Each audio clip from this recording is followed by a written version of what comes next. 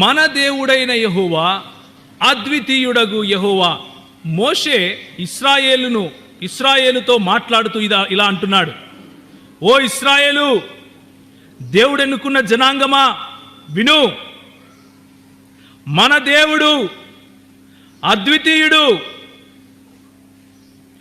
ఇంగ్లీష్లో ఉంది, hear O Israel, our Lord God is one.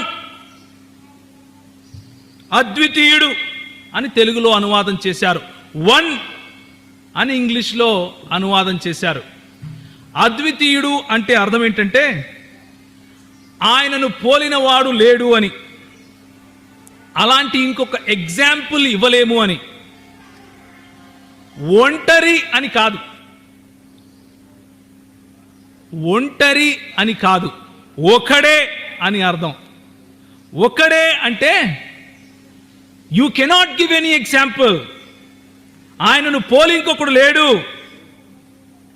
ఇక్కడ వాడబడిన హెబ్రీ పదం ఏంటంటే, దీనిని హెబ్రీ భాషలో ఏమంటారంటే ఏకాద్ అని పిలుస్తారు. ఒక్కడే అనడానికి ఏకాద్ అన్న పదమును వాడతారు హెబ్రీ భాషలో. లేకపోతే ఈ బైబిల్ ఒకటి అని చెప్పటానికి ఇది సంఖ్యను చూపిస్తుంది కదా. ఒక బైబిల్, నా దగ్గర నేను ఇంకొక బైబిల్ని తీసుకుంటే ఎన్ని బైబిల్స్ అవుతాయి? 2 బైబిల్స్ అవుతాయి. అలాంటి సమయంలో వాడటానికి ఉపయోగించే పదము యాహిద్. యాహిద్. దేవుని గురించి వాడిన పదము ఎహాద్. ఎహాద్ అంటే సమూహముతో కూడిన లేక ఐక్యతతో కూడిన ఒకటి అని అర్థం. ఉదాహరణకు ఒక స్త్రీ ఒక పురుషుడు ఎంతమంది ఉన్నారండి?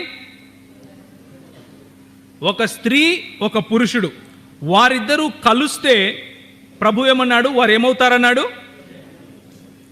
ఆదికాండము 2వ అధ్యాయము 24వ వచనం. ఆదికాండము 2వ అధ్యాయం 24వ వచనం. కాబట్టి పురుషుడు తన తండ్రిని తల్లిని విడిచి తన భార్యను హత్తుకొనును, వారు ఏక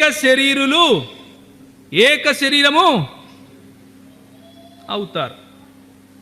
ఎన్ని శరీరాలు ఉన్నాయి అక్కడ? ఎన్ని శరీరాలు ఉన్నాయి? కానీ వాళ్ళు హత్తుకున్నప్పుడు ఏమవుతారు?